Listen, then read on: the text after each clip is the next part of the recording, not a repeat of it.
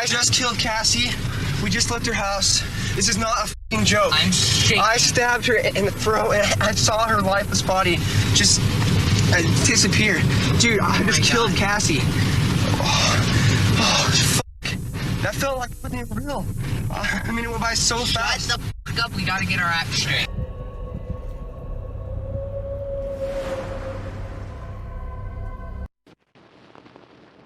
Welcome back, everybody, to a special Halloween edition of our show for the month of October. Yeah, the whole month of October, we're going to bring you Halloween-inspired true crime stories. Stories inspired by horror movies or stories that inspired horror movies. Also, don't forget, you can listen to us on any podcasting platform. And if you are listening to us on a podcasting platform, you might want to come over to YouTube and check our show out this month. We have a special little setup for the month of October. So if you want to check that out, come on over and see it for yourself. Okay, tonight I'm bringing you the story of Cassie Jo Stoddard. This is a Scream-inspired true crime story. The night of September 22nd, 2006 was supposed to be like any other for 17-year-old Cassie. She had plans to watch some movies with friends, but didn't realize those would be the last plans she ever made. This is the terrifying story of the Scream copycat murder of Cassie Jo Stoddard. Cassie was a 17-year-old high school student from Pocatello, Idaho. Her family described her as a good student who was friends with everyone. She also had a boyfriend named Matt Beckham, with whom she enjoyed spending most of her time. Their relationship was good, with very little disagreements or arguing, or so they say. They were described as caring and friends as well as a couple. The night of Friday, September 22nd, 2006, Cassie was staying at her aunt and uncle Allison and Frank Contreras' home. They had hired Cassie to house sit and care for their 3 cats and 2 dogs while they went on a weekend trip out of town. Their home was a large 2-story home with entries through the basement and the main level. It had an attached garage and was in a remote location on Whispering Cliffs Drive in Bannock County, Idaho. So it's one of those houses you look at and it's like the garage door is almost on the main level, and then you have to kind of go up some stairs to get into the actual house at the main level. Yeah. So there's a door at the garage door, and then you go up the stairs, and then there's the living room door. Gotcha. Yep. Cassie decided to take advantage of a parent-free weekend and invited her boyfriend, Matt, who was 17, and his friends Brian Draper and Tori Adamczyk, both 16, over to hang out and watch the movie Kill Bill 2. When the boys arrived, Cassie showed them around the home, giving them a little tour. Then they all went back up to the family room to settle in and watch the movie together. About halfway through the movie, Brian and Tori told the couple they actually wanted to see the movie Pulse, which was currently playing in a theater in Pocatello. So the boys left the couple to go to the theater. So it's just Matt and Cassie now, home by themselves watching the movie. No. But what Cassie and Matt didn't know was Brian and Tori had a much more sinister plan. Brian and Tori were a couple of sick and twisted kids who wanted to be famous killers. They idolized other killer kids like Dylan Klebold and Eric Harris, the Columbine shooters. They also fantasized about being villains like those depicted in the movie Scream, a movie which they watched many times. You know the movie Scream? Oh, yeah. I think pretty much almost anybody knows that movie now, right? So it's a group of teenage high school kids who know each other, but the 2 main guys in the group actually wanted to be serial killers, and they had made a plan to kill all their friends.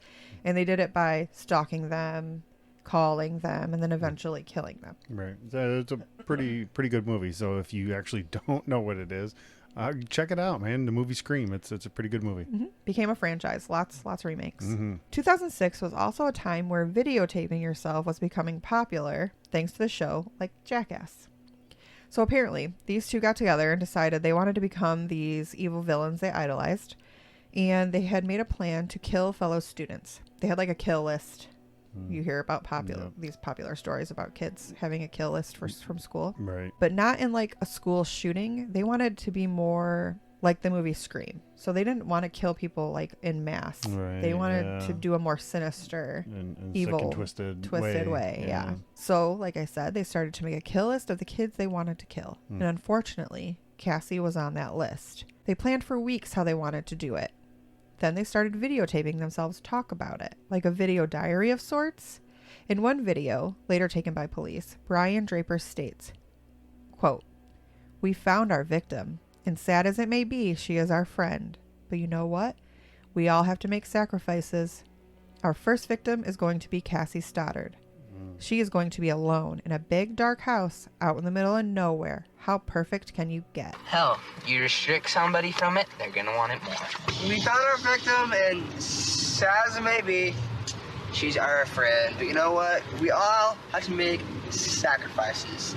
Our first victim is going to be Cassie Stoddard. She's going to be alone in a big, dark house out in the middle of nowhere. How perfect can you get? Wow. Yeah, this is all videotaped. These kids did like video diaries of themselves talking about it. Holy cow. And of course, really bit him in the end. In the video, Tori Adamczyk replied, "I'm horny just thinking about it." I'm horny just thinking about it. Hell yeah. Whoa. Yeah, these kids are sick. They also started kind of stalking Cassie, videotaping her at school and learning her habits. Hey, look, it's Cassie. Hey, look, I don't know. Hello, Cassie. I'm getting you on tape, okay? Say hi, please. Hi. Okay, see ya. And when they learned about her house sitting gig, they saw their opportunity to strike and somehow got themselves invited to the couple's movie night. That takes us back to that fateful night of September 22nd.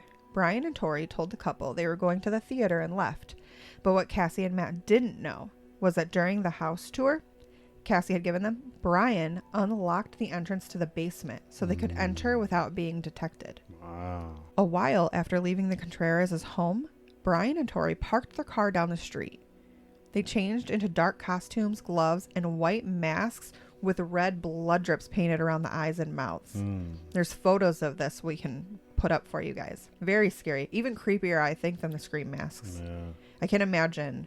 I don't know if anybody saw the horror movie Strangers as well, where the people wore like the scary hoods and you never really knew who they were there. It's terrifying. This is the same kind of picture. Then they crept back into the home on Whispering Cliffs, sneaking into the unlocked basement, being very careful and quiet as not to be detected. They could hear the couple watching television in the family room upstairs. They started making noises to try and lure Matt and Cassie into the basement, but that didn't work. Then they found the circuit breaker and cut the power to the house in hopes the couple would come down and try to check the breaker. That would terrify me. Wow, no joke though. But they never went down to see. I imagine them just being kind of frozen and sitting there. When that didn't work either, they turned the breaker back on. This was all starting to scare Cassie. To top it off, the couple noticed one of the family dogs kept growling and staring at the basement door. That would be enough to make me leave. I would be terrified. Yeah, power going off. And then the dog is growling. Being Nope. weird. Oh man, yeah, Yeah. that'd freak me out. Noticing his girlfriend was scared, Matt called his mom to ask if he could stay the night with Cassie to ease her mind.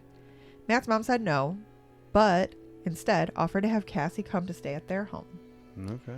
But being the responsible kid she was, Cassie refused, saying it was her responsibility to care for the pets and watch the home like her aunt and uncle had asked her to. So she wanted to stay behind. Yeah, gotcha. I would be too scared, honestly. Around 10:30 p.m., Matt's mom came to pick him up. On the ride home, he attempted to call Brian to see what the guys were doing and see if they wanted to come hang out.